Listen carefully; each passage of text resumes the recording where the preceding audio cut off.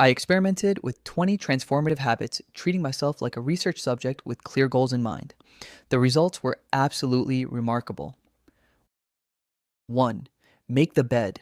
I once believed bed making was reserved for those who had mastered adulting completely. Then I committed to trying it for 7 days, extending to 30, and now it's become my daily ritual. Completing this task first thing each morning sets a productive tone for everything that follows. Within those initial 5 minutes of consciousness, you demonstrate your ability to accomplish goals. This simple act became my gateway to greater self discipline. When your sleeping space is organized, skipping workouts feels more inexcusable. Unwashed dishes become more noticeable. This isn't about perfectionism, it's about environmental mastery and personal standards. Walking past that tidy bed throughout the day serves as a gentle reminder that you prioritize yourself today. Minor adjustment, major impact. 2. Bible reading and prayer. Before launching social media apps, I opened scripture instead. Just 10 minutes daily, occasionally longer. Sometimes a single passage would resonate so deeply I'd need moments of quiet contemplation afterward. Prayer followed naturally. Some mornings brought expressions of thankfulness. Others were simply honest pleas. God, I'm struggling today. Please guide me. This routine anchored me more effectively than any shock therapy could, because challenges are inevitable. The question becomes, what foundation supports you when difficulty strikes? Scripture provides direction, prayer offers tranquility. 3. Wake up before the world. Rising at 9 a.m. seems appealing until you recognize you're beginning each day 3 hours behind your potential.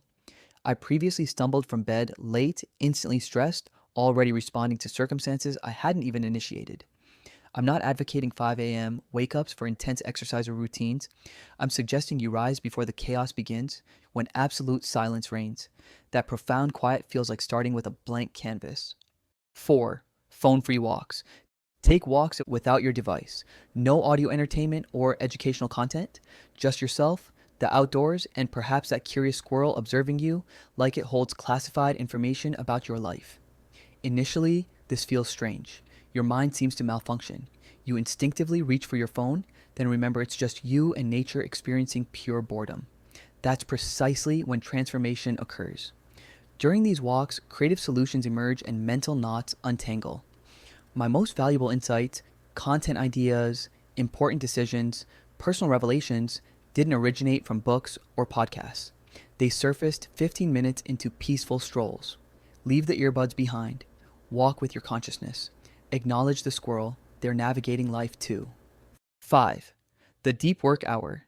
This practice didn't just revolutionize my productivity, it transformed my professional identity. Despite its name, this isn't about extending work hours. It's about performing with urgent purpose. Previously, I'd waste 5 hours in pseudo productivity. Now, I dedicate one concentrated hour where interruptions are forbidden. In that single focused session, I accomplish more than entire distracted afternoons used to yield. Experience this and your output will astound you. 6. Lift weights. I'm certainly not a fitness fanatic. I don't consume pre-workout supplements or shout encouragement mid-repetition. Yet there's something fundamentally healing about entering a space filled with heavy objects and deciding you possess the strength to move them. It's humanity versus physics. Somehow, this teaches more about existence than most literature. Initially, I lifted to impress imaginary critics from my insecure past. After several weeks, appearance became secondary. Focus and capability took precedence. Weight training instilled discipline and taught me to appear when motivation was absent, to persist through discomfort. It simultaneously builds physical and mental resilience. 7. Hydration. Strategic hydration functions like a superpower. Ever experienced days of fatigue, confusion, or irritability? You might simply need more water. Not emotional distress, just fluid deficiency. When I embraced this habit, I developed a partnership with hydration, consuming 20 ounces immediately upon waking, keeping a bottle nearby like emotional support for my nervous system. Your brain operates as an electrical sponge. Without adequate water, function deteriorates. You're not exhausted, you're buffering. Once I prioritized hydration, everything improved. Mental cloudiness disappeared. Energy crashes reduced. The solution seems almost fraudulent in its simplicity. Now I hydrate professionally, treating water as performance enhancement, which it absolutely is for concentration, skin health, mood stability, muscle recovery, and metabolic function. Proper hydration makes you feel like your brain received a system upgrade. 8. Read 10 pages. Actual books with numbered pages, not social media posts or forum discussions. Initially, 10 pages seemed modest, but something remarkable occurred. Increased reading developed my capacity for long term thinking and future planning. Rather than reacting to every notification with frantic energy, I began pausing to actually consider. I'm not promoting self help addiction. One chapter of quality literature can restructure more neural pathways than an hour of motivational videos. I started craving personal growth over mindless entertainment. Reading 10 pages daily might seem insignificant, but it compounds. That's 300 pages monthly, a complete book, 12 books annually. Continue for 3 years and you've earned an unofficial degree in avoiding mediocrity. 9. Journaling. Some sessions felt therapeutic.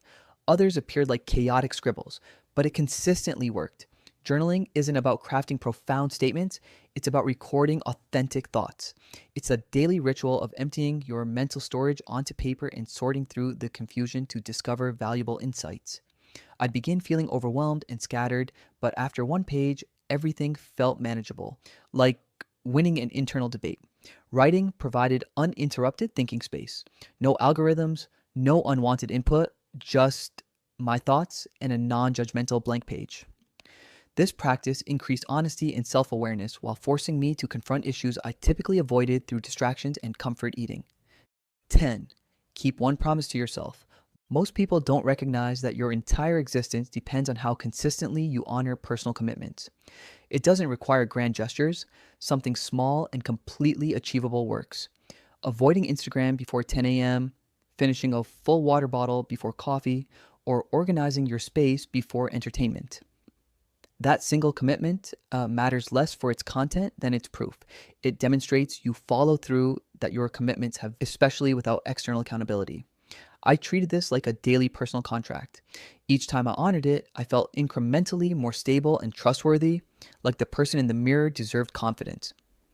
Breaking self promises teaches your brain to discount your words. You begin questioning your goals, procrastinating, thinking, maybe next week.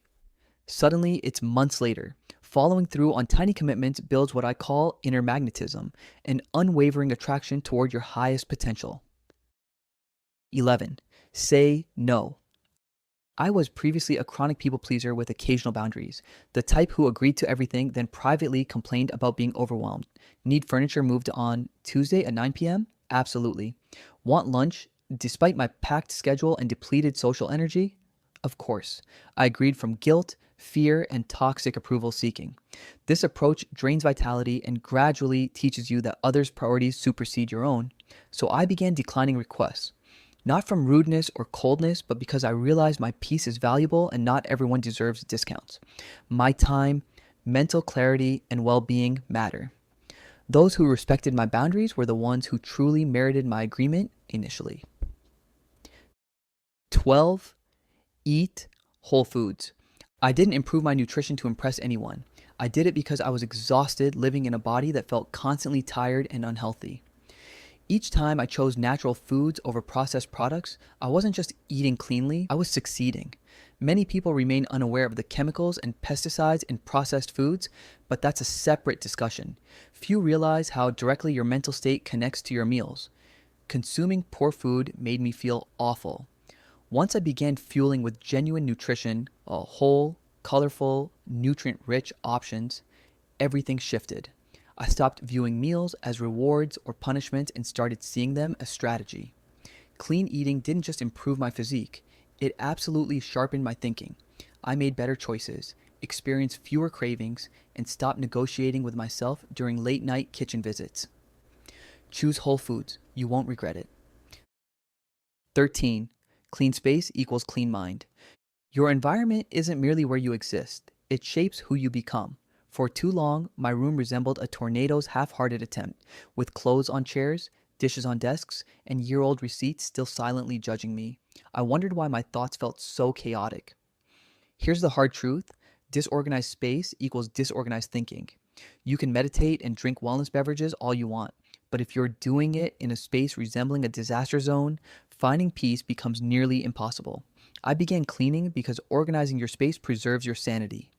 Once I decluttered, mental clarity followed.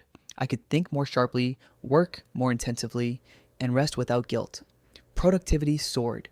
Your environment reflects your standards. When I elevated my environmental standards, every other life aspect began improving simultaneously. 14. Self respect. I used to speak to myself like a harsh critic. You're undisciplined. You failed again. Why can't you improve? Then I wondered why my motivation disappeared and confidence felt demolished. Here's what finally registered. Your internal voice narrates your story. You can't live powerfully if your inner dialogue constantly criticizes the protagonist. So I changed approaches. Now I speak to myself like someone I'm supporting. I began treating self-talk like training. Every word either constructed or destroyed me. Gradually, the inner critic transformed into an inner mentor. Now I remind myself perfection isn't required and you don't need everything figured out.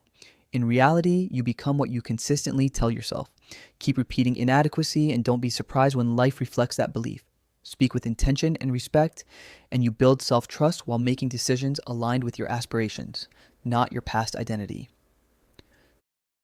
15. Self-reminder. No one is coming to save you. This realization struck me powerfully the first time I truly understood it. No one's coming to rescue you. No perfect mentor, no wealthy friend with secret knowledge, just you. You're both the hero and the rescue team. Once I internalized this, I began taking complete ownership of everything. The moment you stop expecting others to provide your breakthrough, genuine transformation begins. No more once I'm discovered, or when someone believes in me, believe in yourself so intensely that others must catch up. I reminded myself of this daily, sometimes aloud, sometimes in writing. You're not trapped, you're developing. You're not a victim, you're holding the pen. Life will offer excuses readily, but discipline and determination must be internally cultivated. Want change? Become someone who doesn't need rescuing, because rescue isn't coming. The only person who will save you is you. 16. Cold exposure therapy.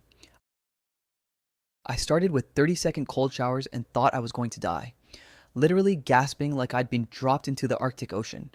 But something incredible happens when you voluntarily choose discomfort.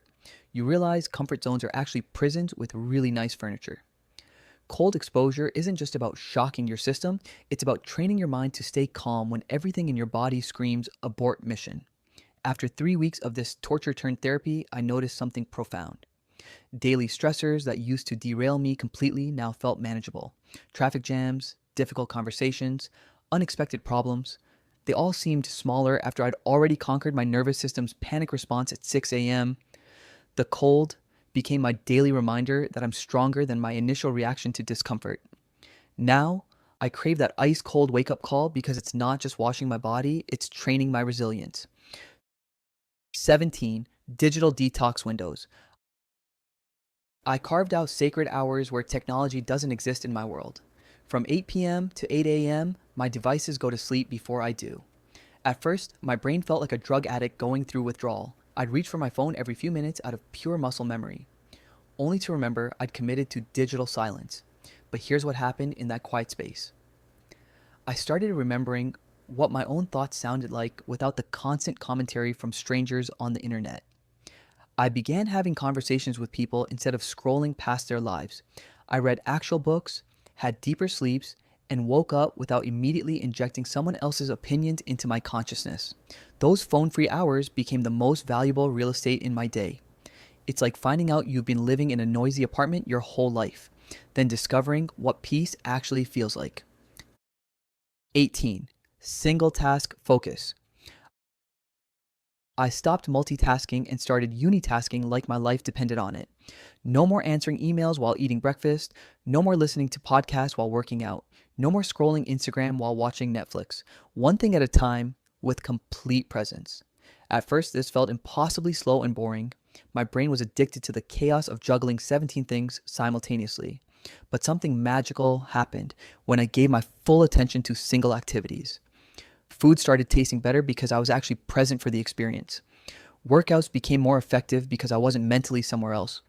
Conversations became deeper because I wasn't planning what to say next while the other person was talking. I realized that multitasking isn't productivity. It's anxiety disguised as efficiency.